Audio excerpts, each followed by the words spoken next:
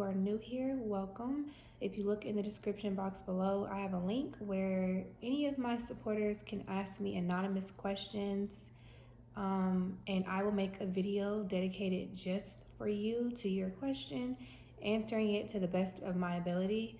I'm not accepting questions about myself, but if you have a question about any guidance you need in your own personal life, then I'll be happy to answer and make you a video as soon as I possibly can. You can also send me an email, but if you do send me an email that is supposed to be anonymous, make sure you let me know that you want a video and not me just responding to the email, because I think some of you guys have sent me emails wanting videos and I just responded to the email by accident. So just make sure that you say that it's for an anonymous video upload, okay? Okay, so I'm gonna put the question that the supporter asked on the screen.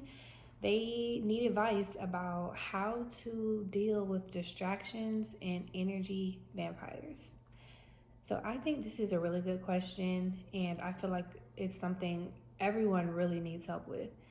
So for me personally, how I was able to deal with energy vampires, it kind of just goes into a lot of my messages and the things that I speak about on my channel. I had to really go on a healing journey to even recognize who the energy vampires were in my life.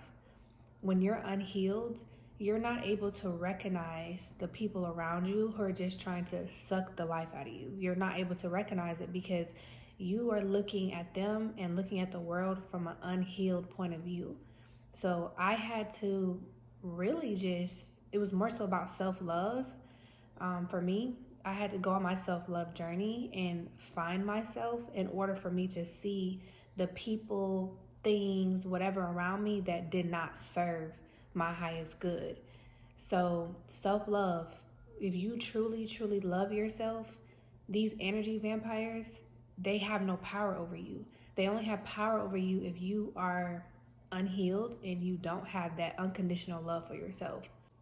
Energy vampires, narcissists, manipulators, they need an energy supply, and they will deplete you of your energy if you allow them to do that. But when you are healed, they can't do that because you're strong, you're standing in your power, and 9 times out of 10, you won't even have them in your space.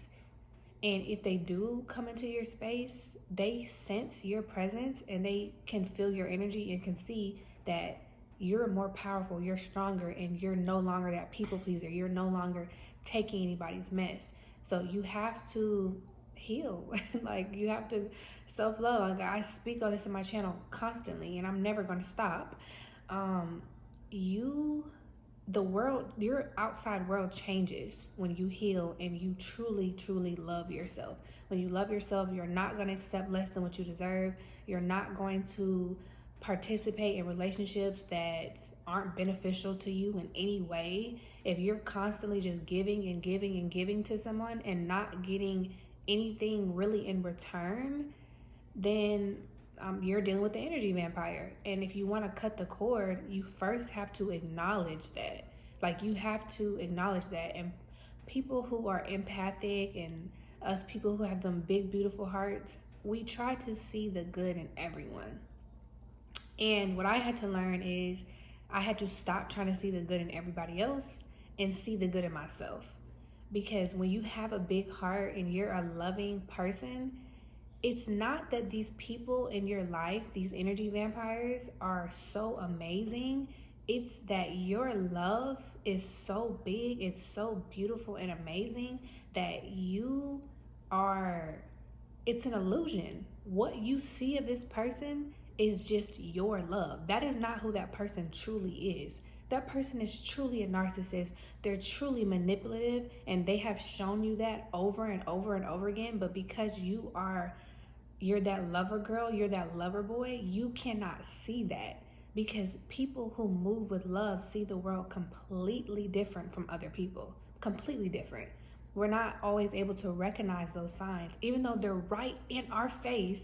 These people have done things to us that we don't like, we don't appreciate. They've hurt us, they've disrespected us, they've treated us like nothing, right? We know that. But because we have that love in us, it's just, we see them through the lens of our love and not through the lens of who they really are. So self-love is important. Energy vampires cannot touch you when you are standing in your power and you are taking that love that you're giving them and putting it into yourself. And if they have a problem with you setting that boundary, and you know, you don't have to disrespect them, but you just, you're gonna love you first. Notice how people start to act when you set that boundary and you start loving yourself. Notice how people act when you tell them no. That is a great indication of what type of person that really is and how they truly feel about you. A people pleaser setting boundaries is a narcissist's worst nightmare, because they can't get in once you set that boundary. They can no longer get in. Once you decide that this relationship is no longer beneficial, it's not suiting you, and you feel like the energy is not being reciprocated, and you pull back your energy, that's their worst nightmare. They cannot take that. And they're gonna lash out. And a couple videos back, I spoke on how I've had my own run-in with several narcissists. I'm a narcissist slayer, okay? And even people in my own family. So even the person that raised me I talk about, she was a covert narcissist. So what that basically means is how I was being treated was completely different than how everyone else was being treated. And the manipulation tactic of these energy vampires and these narcissists, they will treat you differently than they treat everyone else. So I was treated the worst.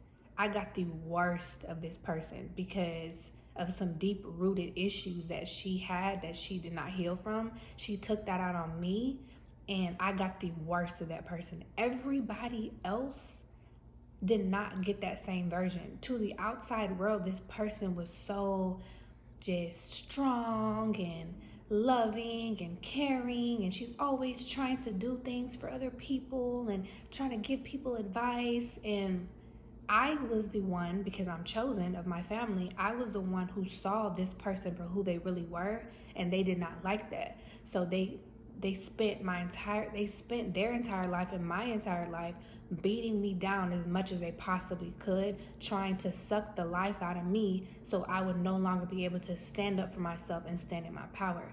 So you got to pay attention to these energy vampires and these narcissists, because a lot of times people don't understand that this person is a bad person, because that is not how they are being treated by them. Their perception is different, and that is a manipulation tactic. That's like manipulation 101. If you're treating everyone else amazing and good and just so sweet and all that BS, but you're treating this one person bad, the rest of the world is not going to see it that way. So you really almost got to forgive these people who you have went to for help and tried to plead your case, because they don't see it that way.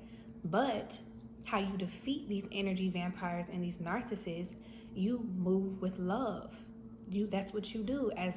As corny as it may sound, that's what you need to do, because when these narcissists and these energy vampires lash out on you, typically we lash out back, especially if it's been going on for a long time. We're mad, we're upset, we're gonna match their energy. Don't do that. Don't match their energy. What you do is, when they lash out on you, you either remain silent or you just give them love. Kill them, literally kill them with kindness. Because when they lash out and you lash out back, and especially in my situation where this was going on for years, so my entire family already painted me as the bad child and the hothead, not understanding that I was being emotionally abused. They already saw me this way. So when this person started acting out on me, my parental figure, they took it as, oh, she's a mother, she's dealing with a bad crazy teenage daughter. And that's not what was going on. So my entire family had already painted a certain perception of me. And not only that, my parental figure made sure that these other people saw me a certain way by making sure that when when both of us were around these people, she would try me, and she would just lash out on me for no reason and be ugly towards me for no reason, even as a small child, because she knew that I was going to react, and she knew they were going to see that. So she spent years doing that. And she also would run to them and cry and complain about me all the time to these people, trying to make it seem like I was so bad. So if you take this situation where you have this single mother, this single parental figure,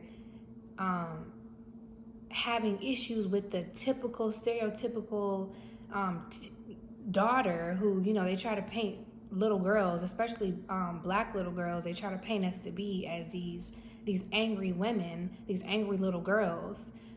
You take that situation and you show this child, you're controlling the narrative, you're controlling how people view this child by putting her in positions to be upset on purpose, and then turning around at home when they're not around, calling them and telling them all the little things that I was doing. Of course these people are going to think I'm this way.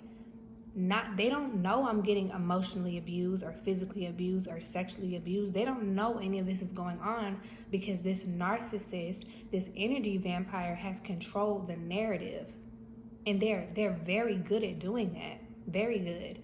So that was just my little example, and you can just kind of apply it to your situation of how these narcissistic people they're master manipulators. They're masters.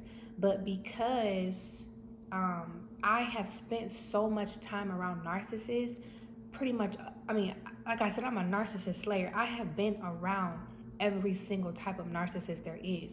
You cannot ever come and play me. You cannot play me. You cannot manipulate me. I know. Even if I gotta play dumb, I know. So this is me this is me speaking from my experience, and that is how you have to handle it.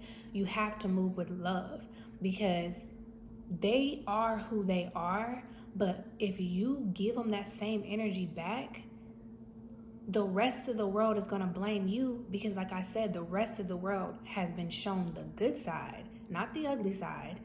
And the rest of the world is thinking that this narcissist ugly side only comes out around you, so you must be the problem.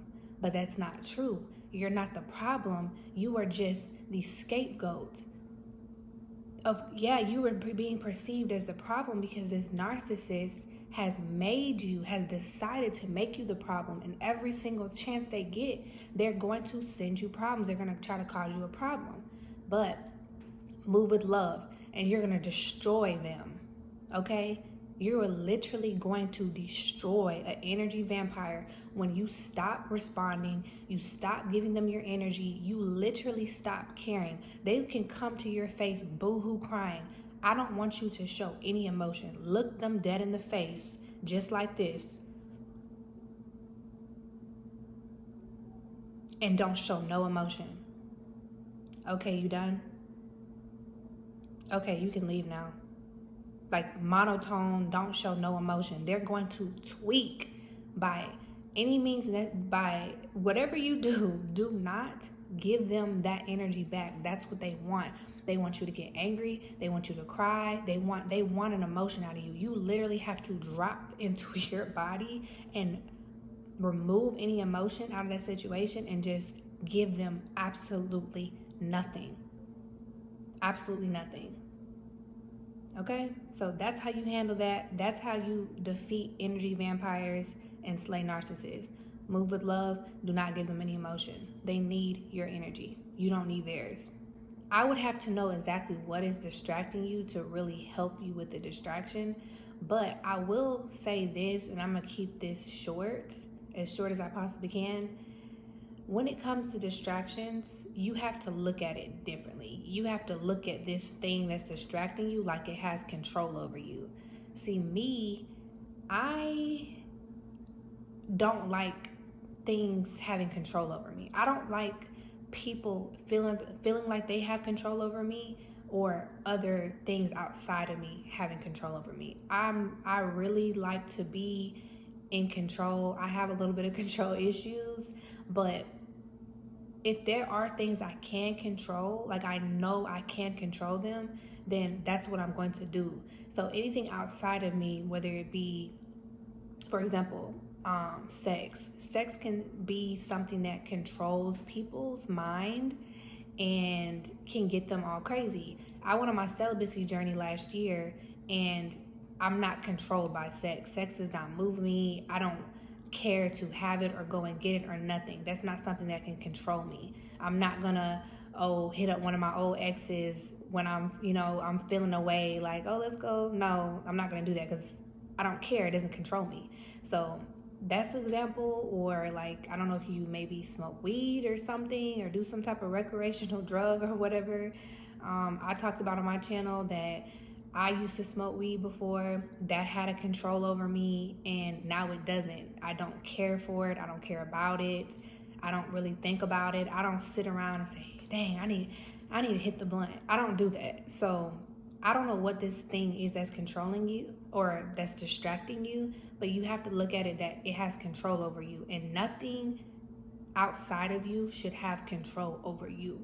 You have to understand that you call the shots, you make the decisions, and the moment that something outside of you can control you, it has the capability of destroying you, or it has the capability of supplying you with your happiness. So once that thing is removed from your life, you subconsciously are going to feel like you are not happy because that thing is no longer there. So I hope that makes sense, but that is how I had to look at things. This is my life. This is my body. I get to dictate and decide what's for me and what's not. And these things should not have control over me because I have the free will to decide if I want to participate in these things. These things do not have will over me, and they should not have control. So I decided I'm going to take back control of my life. And if I don't want to do something, I'm not going to do it. And if I feel like something is distracting me, that scares me, because that means to me like this, like I said, it has the potential to destroy me. Like weed can destroy people, sex can destroy people, phone addictions that can destroy people. So whatever these distractions are, I'm not sure, but that is, you have to flip your perspective and look at it like, oh, well, what if I don't have this anymore? How is my body going to react to that? If you react negatively, that's not good. That means you're not in control. You should be able to be whole within yourself, no matter what you have or what you lose. Remain whole at all times. So I hope that was helpful to you. If anyone else has an anonymous question, please feel free to click the link below in my description box or send me an email. Like I said, if you send an email, make sure you are letting me know this is an anonymous question so I can make a video about it. Otherwise, I'm just going to respond to the email when I get a chance. So I hope you guys enjoy your weekend, and I will see you in my next video.